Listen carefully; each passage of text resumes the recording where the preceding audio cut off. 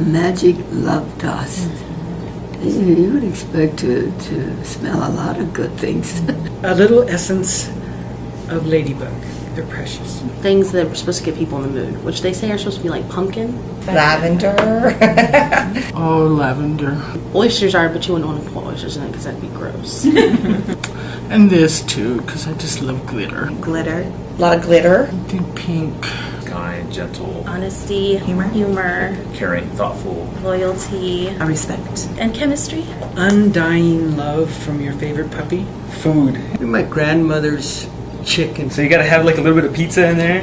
Cilantro, nopal, Dust? garlic, ajo. Pizza dust. Have to be something sweet. Sweet stuff, Some cinnamon and some chocolate. Chocolate chips, sugar. brown sugar, Sugar, you always have to have sugar. Something a little spicy red chile, with a little tease. pepper. Spice? Pepper. Slice of jalapeno? Habanero hidden away. Some herbs, Contain the herbs. like smash them not together.